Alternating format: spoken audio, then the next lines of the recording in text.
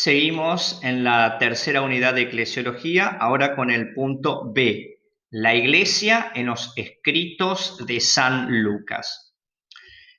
Lucas va a ver la historia de la Iglesia en la totalidad del acto salvífico. Va a ser como una gran historia de la Iglesia que llena el tiempo entre la resurrección y la parusía. Podemos decir que con la resurrección de Cristo empieza la historia de la Iglesia, si bien estaba en ciernes en la acción del Jesús terreno. Hechos 1:11. Esta Iglesia, para Lucas, que también escribe ya en el tiempo de la Iglesia, es obra de Dios, una maravilla escatológica que va creciendo, porque pensemos que Lucas, a la vez que autor del Evangelio, es el autor de los Hechos de los Apóstoles, donde va a ir narrando cómo por la acción de Dios creador que se reveló a Israel, esta iglesia va creciendo desde ese pequeño grupito atemorizado en Jerusalén y va a constituirse como el verdadero Israel. Por eso esta iglesia no es solamente de judíos, es de judíos y gentiles. Y Lucas va a presentar esta primer controversia en si somos una mejora del judaísmo o algo más. Hechos 15:15. Para Lucas, Dios se revela en Jesús, especialmente en la cruz y la resurrección. Hechos 1:3, 2:23, 4:2 y Lucas 24. Jesús se deja ver resucitado. Y aquí la importancia de los testigos. Esto va a ser fundamental cuando, muerto Judas Iscariote, tienen que elegir a otro. Piden que sea alguien que haya acompañado como discípulo y que haya sido testigo de la resurrección. Y ahí es donde entre dos termina eligiéndose a Matías. Así, esta iglesia tiene su fundamento en la resurrección de Cristo. El de la iglesia es el tiempo de la acción eficaz del Espíritu. Podemos decir que la iglesia es la primera obra del Espíritu. Así como el Espíritu estuvo en la encarnación, Lucas 1:35, también está en estos inicios de la iglesia. Hechos 1:2, 2:33, 36 y 38. Un Espíritu que es dado por el Señor Jesús y que va suscitando continuamente nuevas comunidades. Dentro de esta iglesia aparecen, tal cual habían aparecido en Mateo, los 12, o también los 11, habiendo faltado Judas Iscariote, como una institución decisiva. Es aquí donde se le da el nombre de apóstoles, enviados, Lucas 6:13. Ellos son los jefes y jueces escatológicos del pueblo, los primeros misioneros. Y es en torno a ellos donde se reúne la primer comunidad de Jerusalén. Hechos 1:4 y también Hechos en su capítulo 6. Los 12 son testigos tanto de la vida terrena como de la resurrección de Cristo. Y también va a destacarse acá Pedro. Lucas 22:31, Hechos 2:37, 5:29. Es el portavoz y el director un poquito de la comunidad. Estos 12 son dispensadores originarios del Espíritu Santo, Hechos 8:15, donde va a ir dándose como un Pentecostés siempre nuevo o distintos Pentecostés. Hechos va a presentar como el Pentecostés de los samaritanos y el Pentecostés de los gentiles, cuando el Espíritu también va descendiendo sobre otros que no eran originariamente judíos. Pero lo importante es que a la vez que narra estos orígenes, Lucas va a presentar también la figura de Pablo como un apóstol de excepción, donde muestra en primer lugar, bueno, Lucas fue discípulo de Pablo según la tradición, pero es un apóstol de excepción Pablo, primero porque no pertenece al grupo originario, tampoco estuvo en Pentecostés. Su figura aparece como una especie de doctor y diácono carismático. No es uno de los 12 y sin embargo es apóstol. Jesús se le aparece resucitado, pero no del mismo modo en que se les apareció con su figura como si lo hubieran visto terrenamente a los 11. Se le presenta de otra manera. Pero es un instrumento elegido por Dios. Hechos 9:15.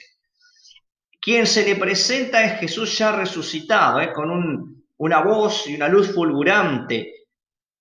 Pero seguro está Pablo de que quien le habla es el Kyrios, el Señor resucitado, exaltado. Por eso él se asume como testigo de Cristo resucitado y vemos la acción de Pablo siempre como conducido por el Espíritu Santo, como lo muestra Hechos 16, 6. Esta iglesia, entonces, está suscitada por la palabra y los signos de los apóstoles. Si Mateo señalaba las palabras y los prodigios de Cristo, Lucas va a marcar la palabra y los signos de los apóstoles. La palabra con un lenguaje escatológico, que es palabra humana y palabra de Dios. Y los signos son, por ejemplo, el poder hacerse comprender en distintas lenguas, en la glosolalia, las curaciones, también Pedro realiza curaciones, expulsión de demonios, porque Dios actúa por medio de los apóstoles y ellos realizan sus obras no en nombre propio, sino en nombre de Jesucristo. Hechos 3, 6 y siguientes. La palabra de los apóstoles tiene ciertas características, porque era necesaria la predicación. Presentando a Cristo por su predicación, la gente creía, accedía a la fe, pedía el bautismo y se constituía en iglesia de Dios. Es una palabra libre y franca, no tienen nada que transar, no tienen nada que esconder. Esta franqueza, en griego se dice parresía, una valentía en el decir. Una palabra que anima, conforta, libera y salva. El contenido de la palabra de los apóstoles es el querigma. Por lo tanto, lo que dicen no es el capricho del apóstol. Ellos son servidores de la palabra. ¿Cuál es el querigma? Jesucristo, Hijo de Dios, muerto y resucitado, Salvador. Y por ser Salvador, esta es una palabra de gracia, una buena noticia, un evangelio de Jesús, con su vida, muerte y resurrección. Decíamos hoy, esta predicación, esta palabra de los apóstoles lleva a la fe.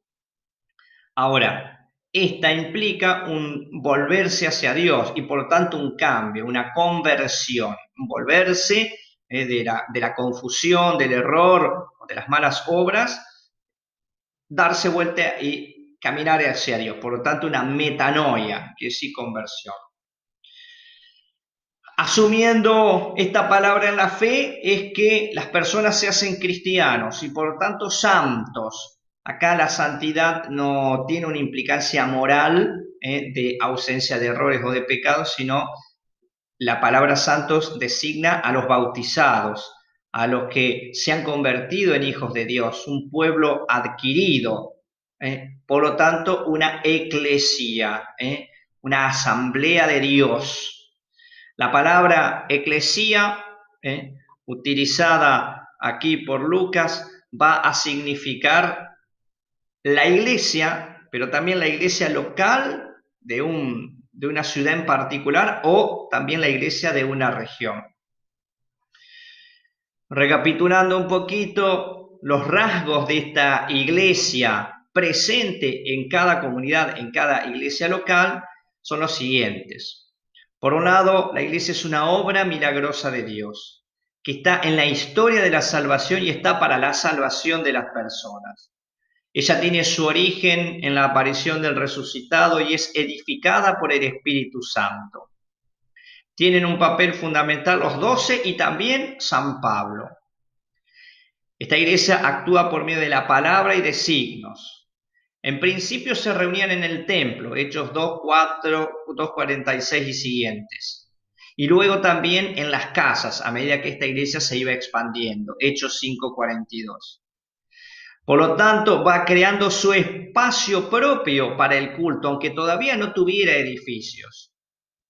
Fundamental en la acción de esta iglesia es la enseñanza y la comunión de la mesa y de la Eucaristía, el banquete fraternal, que luego, tal cual lo vemos en una de las cartas a los Corintios, por dificultades en el ejercicio de esto y por pecados internos, podríamos decir, se van separando el banquete fraternal de la Eucaristía Sacramento. Pero dentro de esta comunión es esencial poner los bienes en común voluntariamente. Una iglesia que ya al momento de nacer es perseguida y es martirial. Vemos, por ejemplo, el martirio de Esteban, la muerte de Santiago, las persecuciones que el mismo Saulo, antes de ser Pablo, desata. En esta iglesia tenemos como dos grupos importantes. Por un lado, las personas carismáticas, que son los profetas, que de algún modo recapitulan la tarea y la misión de los profetas del Antiguo Testamento. Y por otro lado, los del servicio, los ministros, que son los presbíteros y los apóstoles. Dentro de los apóstoles, actúan con autoridad. Y los presbíteros son constituidos tales como ayudantes por los apóstoles. Los apóstoles necesitaban quienes continuaran su obra y quienes nos ayudaran en su tarea. Hechos 11:30, y se constituyen en tal por la imposición de manos de los apóstoles, gesto que se repite sacramentalmente en las ordenaciones sacerdotales hoy día.